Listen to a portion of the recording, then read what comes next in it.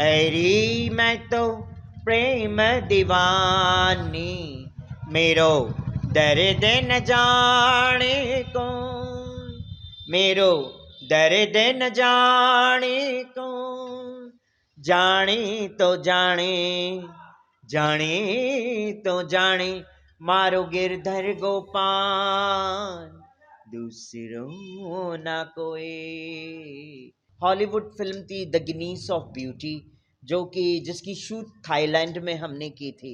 तो वो फिल्म मैंने की, एटीट्यूड मैगजीन की मैं मॉडल रह चुकी हूँ। तो ये सब चीज़ें मुझे शौक नहीं था करना, मगर मेरी एक मजबूरी थी। सब चीज़ छोड़ के अपना स्वरूप लिया और तब से मैं सत्संग और भागवत करने लगी और जन जन में हरि कीर्तन का गुण गाती हूँ, मीरा के पच्चीनों पे चलती हूँ। बॉलीवुड से मेरा कनेक्शन से पहले मेरे पापा का कनेक्शन। मेरे पापा फिल्म डिस्ट्रीब्यूटर थे, विश्वकर्मा ओवरसीज फिल्म कंपनी के प्रोप्राइटर थे और राज कपूर जी के साथ कई फिल्में उन्होंने डिस्ट्रीब्यूट भी किए, हॉलीवुड फिल्म्स भी डिस्ट्रीब्यूट किए, गुजराती फिल्म्स भी डिस्ट्रीब्यूट उन्होंने किए। हमारे पापा जब एक्सपायर हुए उसके बाद मैंने कई फिल्मों में भी काम किया। तो हॉलीवुड से और टॉलीवुड का जो आपका सफर सफर था वो कैसे शुरू हुआ और क्यों लगा कि अब इसे खत्म कर देना चाहिए और कुछ नया करना चाहिए? एक्चुअली जब मैं वृंदावन आती थी तो मुझे अर्थ की ज़रूरत होती थी। अब आपको पता है पेट पालना है तो अर्थ तो चाहिए, बिना अर्थ के आपका जीवन शैली नहीं चलता है। तो उस अर्थ के लिए मैं यहाँ से मुंबई जाती थी और जो भी प्रोजेक्ट फिल्मों के आते थे वो मैं करती थी। जैसे सबसे पहले मैंने किया था शबनम मौसी मूवी, आशुतोष राणा और विजय राज के साथ मैंने किया था और जूनियर महमूद साथ में थे उस वक्त हमारे। तो हमने वो फिल्म से शुरुआत की। हॉलीवुड फिल्म थी द गिनीस ऑफ ब्यूटी, जो कि जिसकी शूट थाईलैंड में हमने की थी। तो वो फिल्म मैंने की, एटीट्यूड मैगजीन की मैं मॉडल रह चुकी हूँ। तो ये सब चीज़ें मुझे शौक नहीं था करना, मगर मेरी एक मजबूरी थी अर्थ के लिए।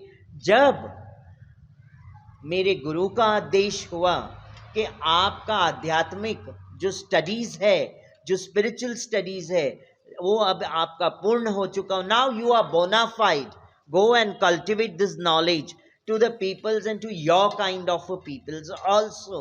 तब मैंने सब चीज़ छोड़ के अपना स्वरूप लिया और तब से मैं सत्संग और भागवत करने लगी और जन जन में हरि कीर्तन का गुण गाती हूँ, मीरा के पच्चीनों पे चलती हूँ।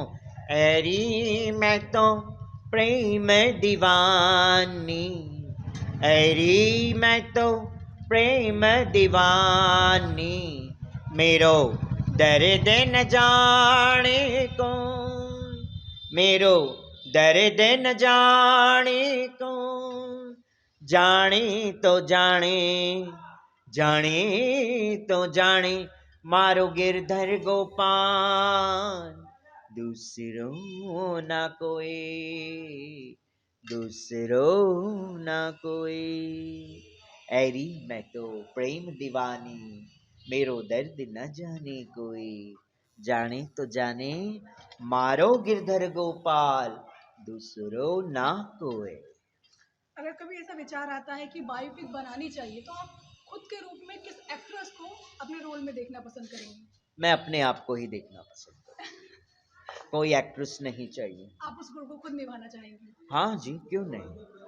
उसमें क्या अलग दर्शकों को, मतलब आपकी जीवनी, आपके जीवन से रिलेटेड आप दर्शक उसमें क्या नया देख पाएंगे? मैं ये कहूँगी कि एक बच्चा ने जन्म लिया, माता पिता को लगा कि हमने तो बेटा पैदा किया है, मगर बाद में धीरे धीरे पता चलता है ये तो बेटा नहीं है, कुछ और है, इनके अंदर कुछ अलग सिम्टम्स नजर आ रहे हैं।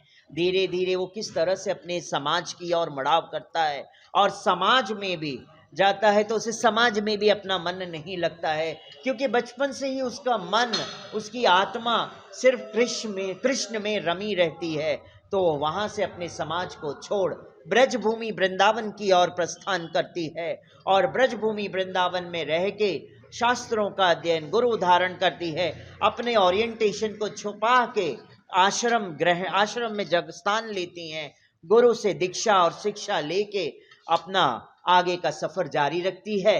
फिर अपने स्वरूप में आके श्री हरि के नामों का गुणगान करती है और व्यासपीठ पे बैठ के भगवान श्री हरि और श्री राम का कथन करती हैं, देवी भागवत करती है, महामंडलेश्वर की उपाधि ग्रहण करती हैं और फिर जग जग में एक उदाहरण का स्तोत्र बनती है।